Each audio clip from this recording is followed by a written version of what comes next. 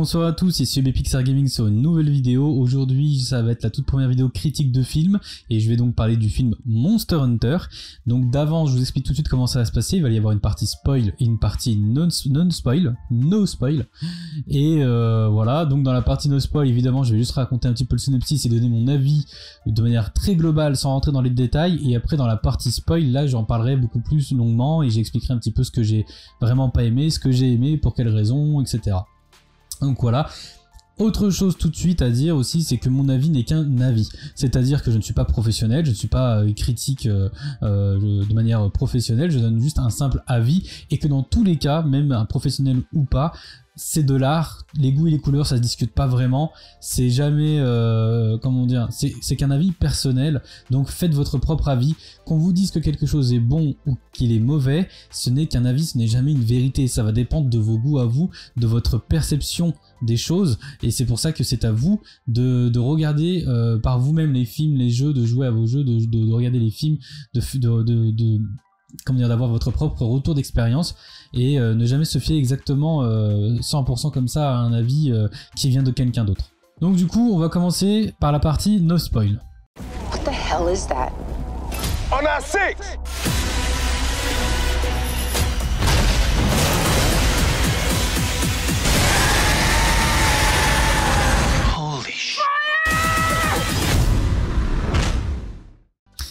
Alors du coup le film commence assez rapidement, on suit donc un groupe de militaires américains qui est en mission pour retrouver un autre groupe qui a disparu.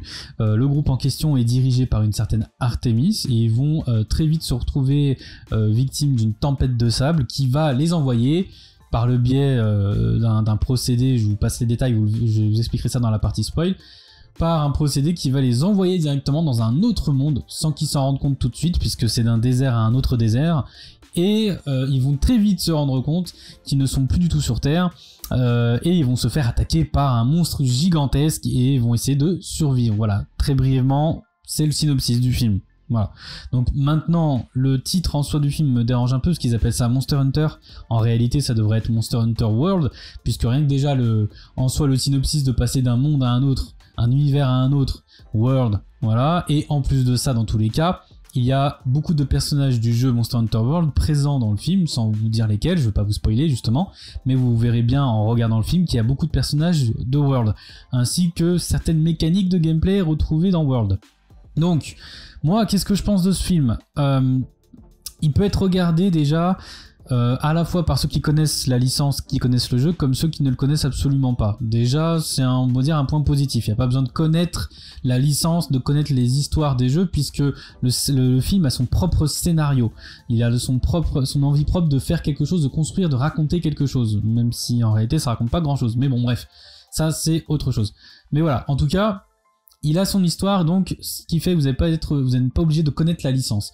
Ensuite, a un avantage quand même, les effets spéciaux sont plutôt cool, ça va, franchement, il y a pire, il y a beaucoup plus pire même je dirais.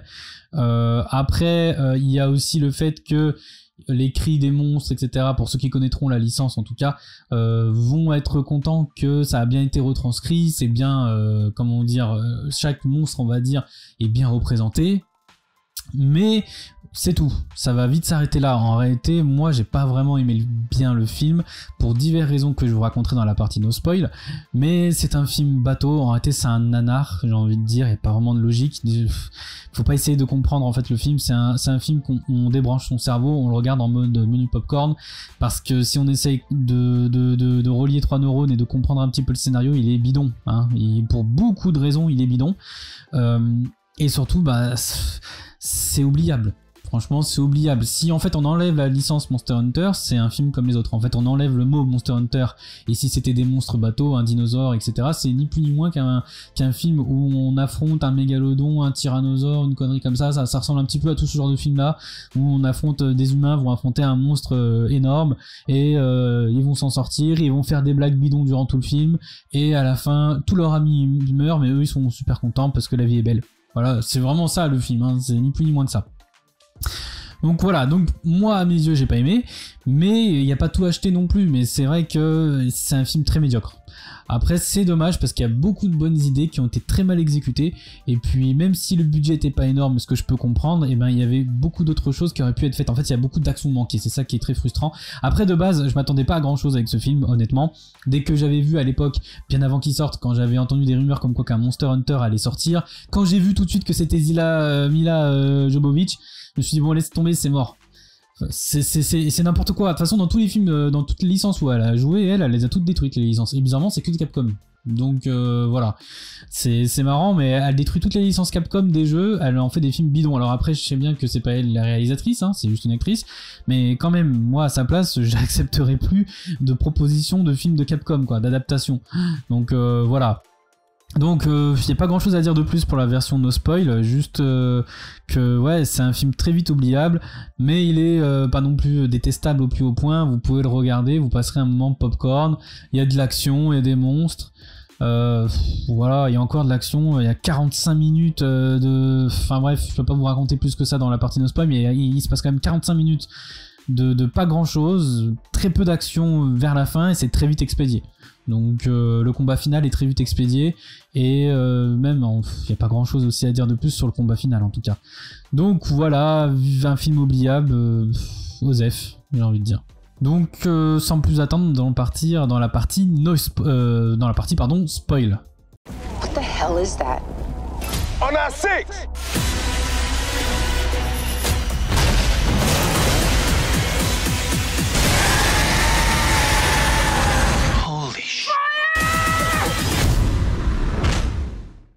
Alors la partie no spoil va être assez marrante dans le sens où je vais parler de toutes mes frustrations, tout ce que j'ai pas aimé surtout, et ça va être assez simple. Déjà première chose, dès que le film commence, un truc totalement con va se passer, c'est que le groupe d'Artemis va passer entre deux piliers. C'est d'ailleurs un petit peu sur ça que tout le scénario va se reposer, puisque ce sont ces deux piliers là qui vont, si on comprend bien, téléporter le groupe d'Artemis dans l'univers de Monster Hunter. Première chose déjà, pourquoi quand tu vois deux piliers, c'est des Américains, c'est des soldats, ils sont entraînés, ils sont sur un terrain hostile, d'accord ? Ils sont pas chez eux, ils sont dans un désert, c'est hostile, il peut y avoir plusieurs groupes terroristes, etc. qui peuvent les attaquer, etc. Bref, ils voient deux gros piliers, ils passent leur voiture entre. Voilà, déjà, première chose. En plus, il y a une meuf dedans qui va faire la remarque, en plus elle va dire « Oh, regardez, il y a des piliers, c'est bizarre. » Et Artemis, c'est bon, on s'en fout, on n'est pas archéologues les mecs, on passe, on trace. Ça peut être des mines, ça peut être des bombes, ça peut être un piège qu'on peut activer, etc. Et en plus, le pire, c'est qu'une fois que la tempête de sable elle arrive, ils repartent par le même trajet et ils repassent devant les piliers. Donc, en fait, ils auraient très bien pu activer à l'aller et se faire exploser la gueule au retour. Ben bref, c'est n'importe quoi. Même moi qui suis pas militaire, je vois deux gros trucs comme ça, je jette en moins un caillou ou quelque chose qui me montre au moins que c'est safe avant de passer, quoi. Ou alors au pire, je contourne. Mais non, mais c'est n'importe quoi. Déjà, ça, première chose. Ensuite, seconde chose... le groupe il se fait décimer en 2-2, hein, en 2-2, et par des monstres, donc des Nersilas, donc des monstres de Monster Hunter 4. Déjà pareil, c'est la première chose aussi qui m'a heurté. Qui connaît ces monstres là? Parce que ceux qui vont regarder le film Monster Hunter, ce seront principalement des gens qui ont connu la licence via Monster Hunter World, puisque avant Monster Hunter World, Monster Hunter était pas non plus un jeu très connu, c'est pas une licence énormément connue. Et il y a eu tellement d'opus en plus de ça sur la 3DS, etc. C'est pas des jeux qui attiraient beaucoup les gens. C'est en tout cas ce qu'on m'a beaucoup fait comme retour. Monster Hunter 4, franchement, qui va vraiment connaître les Nersilas et qui va connaître aussi les Céphalos, parce qu'on en voit à un moment donné, mais personne. Et même s'ils les connaissent, mais qui va vouloir vraiment... Franchement, est-ce que vous aviez vraiment envie de voir ce monstre-là? Donc c'est les gros insectes, hein, pour ceux qui connaissent pas ce dont je parle. Ce sont les gros monstres insectoïdes qui déciment tout le groupe d'Artemis. Alors, ils auraient pu sortir d'autres monstres. Il y avait tellement d'autres monstres à utiliser qui pouvaient en plus de ça vivre dans le désert, qui auraient pu être donc présents, qui auraient justifié leur présence et qui étaient des gros prédateurs. Il y avait des monstres de Monster Hunter 3 Ultimate qui étaient très sauvages entre guillemets et qui faisaient vraiment beaucoup plus peur que ça. Il y avait déjà le Bariote des Sables qui aurait fait en plus de ça un clin d'œil au Bariote classique qu'on voit dans Monster Hunter World Iceborne. Donc au moins ceux qui auraient joué au jeu auraient pu tout de suite le reconnaître en disant « Waouh, mais lui je le connais pas, c'est une variante ». Ils auraient même pas connu, se seraient dit « Oh, c'est eux qui ont inventé le Bariote des Sables », alors qu'en fait il existait déjà, mais bref, ça aurait pu déjà créer une surprise même à ceux qui connaissent le jeu. Et ceux qui ne connaissent pas du tout les licences, ils auraient trouvé ça bien plus joli, un tigre des sabres, mais du désert qui crée des tempêtes de sable. c'est super stylé. Sans parler de ça, il y avait aussi donc le Niflmarf, là il y a son nom qui s'écrit quelque part. Un poisson gigantesque, ça aurait fait un petit peu hommage à Dune, et en même temps c'est un poisson genre style requin, hyper dégueulasse, hyper moche, mais hyper dangereux. Voilà, il aurait pu y avoir eu les Delex, il aurait pu y avoir un Genmoran sacré, il y a plein de monstres qui vivent dans le désert du Ramboros rouillé. Bref, il y avait pas mal de monstres à utiliser, bien mieux que les Céphalos, les Nersilas ou le Diablos. Mais pourquoi vous avez choisi ce monstre en fait? Pourquoi c'est le monstre qu'on voit le plus à l'écran, alors que 1, c'est un herbivore, de 2, il n'est pas censé être autant haineux vis-à-vis des êtres humains, il est plus ou moins territorial, ce n'est pas du tout son territoire, c'est le territoire de Nersilas du coup, donc pourquoi il est là, pourquoi il s'obstine à vouloir tuer Artemis? C'est une femelle, le Diablos noir c'est une femelle, donc elle n'est pas censée rester tout le temps dans un seul endroit, hein, elle peut avoir des petits, etc. Parce que là, on voit les animaux tels qu'ils sont dans la vraie vie. Donc du coup, ça aurait très bien pu être une femelle qui doit s'occuper de ses petits, etc. Et elle en a rien à foutre d'Artemis et tout ça. Elle a au pire, dans tous les cas, éclaté le danger qui était proche, c'est-à-dire la voiture, le 4x4, ce qui a pu l'énerver comme un rhinocéros aurait pu charger une Jeep, etc. Parce qu'elle aurait pu trouver ça provoquant et après elle se serait tirée. Là, ça n'avait aucun sens. Et en plus, c'est un mangeur de cactus, il s'en fout des êtres humains. Donc voilà. Autre chose aussi, le Diablos. Mais pourquoi ils ont fait ça? Parce que le nom Diablos, ça détruit toute l'envie aux acteurs, enfin aux réalisateurs, de faire en sorte que les personnages ne se comprennent pas. Parce que ça, c'est une très bonne mauvaise idée du film. C'est que Artemis et donc Tony Jaa, celui qui joue le chasseur, d'ailleurs il a pas de nom, il s'appelle le chasseur, Hong Bak si vous préférez. Et bien le truc c'est qu'ils ne sont pas censés se comprendre puisqu'ils ne parlent pas la même langue. Sauf qu'à un moment donné, lui, quand il montre du doigt le monstre, il lui dit Diablos. Moi j'entends ça. Depuis le début, je vois que le mec, on se comprend pas, il parle une autre langue, mais là je l'entends dire Diablos. Moi je dis oh, c'est espagnol. Je sais pas, c'est Diablos quoi. C'est un truc que tout le monde aurait compris. Hein, même Diablo, il existe le jeu, donc voilà. Enfin, tout le monde comprend que c'est le diable, donc. Qu'est-ce que tu vas me sortir un mot comme Diablos alors que t'es pas censé parler ma langue? Moi tout de suite je me dis bon bah il parle la langue commune, enfin il parle au moins espagnol donc on va pouvoir communiquer. Ils auraient au moins pu sortir à la limite le nom du Diablos en japonais, ça aurait au moins fait un truc un petit peu plus exotique et ce qui fait qu'elle n'aurait absolument rien compris comment elle s'appelle, Artemis. Donc voilà, déjà ça, voilà, et en fait le monstre en soi pose beaucoup de problèmes. Voilà. Ensuite, 45 minutes dans le désert, quoi. Ils auraient pu sortir mieux. Hein. Franchement, ils auraient pu faire, à la limite, s'il manquait de budget, de faire un scénario dans la forêt tropicale. Au moins, il y aurait pu y avoir eu beaucoup plus de monstres à mettre en place. Ils auraient pu jouer un petit peu sur la patte originale du jeu, c'est-à-dire on penserait tous qu'il va y avoir le grand Jagras et l'Anjanas. Ils auraient pu mettre l'Anjanas en avant, et bim, au lieu que ce soit ça, bam, il se fait faucher par un Arquacuga, par un Devil Joe, par un Anjanas de foudre. Ça aurait surpris tout le monde. Pour ceux qui connaissent le jeu, ils auraient dit waouh, ils tentent un truc, ils prennent des risques, c'est super cool, ils prennent la patte originale, ils prennent le moule original et puis ils modifient, ils jouent avec, ça nous surprend et en même temps ça nous plaît. Au lieu de ça, on a quoi? On a un Diablos pendant 45 minutes qui fait chier, on sait même pas pourquoi d'ailleurs, il en veut du coup à ces deux personnes-là, parce qu'ils lui ont strictement eux rien fait, ils sont restés sur des rochers. Ensuite, on voit un Rathalos, pareil, elle est où la Rathian? En plus, on veut nous faire croire que le Rathalos est un monstre légendaire, etc. S'il te plaît, dans tous les opus, on le tue, lui. Et on le tue assez rapidement, en général, on le rencontre peu de temps après avoir rencontré la Rathian. Et ensuite, on voit un dernier monstre vite fait à la fin, qu'on devine que c'est un dragon légendaire, etc. Mais déjà, on nous annonce que le Rathalos en soi est un monstre légendaire, mais non. Et pareil, c'est triste à dire, mais on le voit très peu. Et on le voit très rapidement, et son combat avec lui, il est torché en 5 minutes, quoi. Donc on nous annonce que c'est un monstre légendaire, mais elle le tue plus rapidement que le Diablos. Enfin, c'est ça qui est mal foutu, c'est que le Diablos, ils ont mis une tonne de temps à essayer de l'avoir. Le Rathalos, qui est censé être plus dangereux que lui, il le tue en 2 secondes. Ça, c'est pareil, comprends pas. Après, il y a des bonnes idées quand même. Hein. Les bonnes idées, par exemple, c'est le fait qu'effectivement, on voit tout de suite d'abord dans le sable, dans le désert, qu'une création de verre a été faite. Donc on devine qu'un monstre énormément puissant, en tout cas, nous, vu qu'on connaît le monstre, qui a été là, a dû balancer des flammes à une intensité élevée pour pouvoir créer pour que le sable puisse se créer en verre. C'est bien pensé. Les doubles lames. Le fait d'activer le mode démon, ça a été, moi je trouve que ça a été plutôt bien retranscrit parce que c'est difficile quand même d'adapter un jeu en film. Je veux bien l'admettre, je veux bien quand même comment dire, je veux bien défendre ça. C'est difficile d'adapter un jeu en film, des effets un peu faciles à utiliser en jeu parce que c'est un jeu, il n'y a pas besoin de justifier qu'il y a un effet magique, mais là faut le justifier dans le film, et donc c'est là où j'applaudis quand même l'effort, mais ça s'arrête là, il n'y a pas grand chose à dire sur ce film là, en positif. Pourquoi le Rathalos, tout simplement aussi? Pourquoi ils ont choisi ce monstre-là? Déjà, il n'a rien à foutre dans le désert. Même là, dans Monster Hunter World, on le voit pas dans le désert, il est dans la forêt tropicale. On le rencontre dans le biome du désert, dans le fief, mais on le voit aussi dans la terre des anciens, mais on le voit pas dans le désert. On voit la Ratchan, mais on voit pas le Rathalos, il me semble pas, du moins. Vous pouvez me corriger si je me trompe dans les commentaires. Mais ils auraient très bien pu mettre un Théostra, pardon. Mais ça aurait été 100 fois mieux. Même l'Anjanas, il crache du feu. Comment ça s'appelle? Un Glavinus, ils auraient pu mettre un Glavinus, ils auraient pu mettre plein de choses en fait, ils auraient pu mettre plein d'autres monstres qui crachent du feu, parce qu'il y en a quand même pas mal, comme ils auraient tout simplement pu mettre autre chose en fait. Pourquoi le Rathalos? C'est n'importe quoi. En plus c'est des monstres, franchement ils ont pas pris de risque, parce que c'est des monstres qui sont là depuis la première génération. Donc franchement ils se sont pas pris la tête. Et du coup on voit 3 grands monstres, donc le Rathalos, le Diablos et le Nersilaf. Et on voit un petit monstre herbivore et un petit monstre qui est donc le Céphilos. Qui est le petit monstre des sables qui ressemble plus ou moins à un requin et qui attaque Artemis au bord de la flotte. Ensuite, il y a encore plein d'autres choses à dire en réalité, mais déjà, première chose, l'une des choses les plus négatives du film, c'est le lien qu'il y a entre Artemis et Ong-Bak. Je l'appelle comme ça parce qu'il n'a pas de nom. Pourquoi ils se prennent la tête pendant 40 minutes ? Pourquoi ils se foutent sur la gueule comme des collégiens? Surtout qu'en plus après ça finit sur « Ah la blague, j'aime le chocolat !»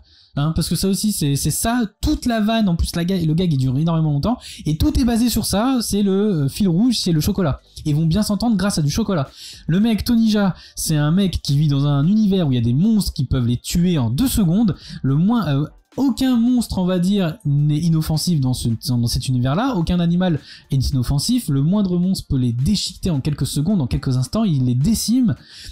Tu vois quelqu'un qui est donc ton seul potentiel allié qui peut te sauver, tu te prends pas la tête avec, t'essayes de t'unir tout de suite pour essayer d'affronter la menace commune. Au pire, après tu peux la tuer, mais d'abord, t'essayes pas de te foutre sur la gueule avec et de te prendre la tête avec, alors que t'as d'un côté un Diablos qui te bloque, et de l'autre côté la nuit des Nersilaf qui t'ont bloqué aussi, qui peuvent te tuer à tout instant. C'est n'importe quoi, et j'ai pas compris pourquoi ils ont fait ça. En plus du coup, Artemis elle sait pas c'est qui, donc forcément il arrive vers elle de manière agressive, c'est normal qu'elle se défende, c'est normal qu'elle soit agressive elle aussi du coup, parce qu'elle sait pas c'est qui, c'est un mec, voilà, c'est normal qu'elle se pose des questions et qu'elle lui fracasse la tête, parce que lui il arrive tout de suite en étant agressif envers elle. En plus juste avant, il a essayé de les prévenir, d'être gentil avec eux.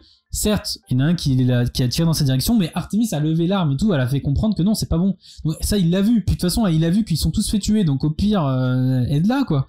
C'est le seul moyen pour toi aussi de t'en sortir, vu que t'es coincé avec elle.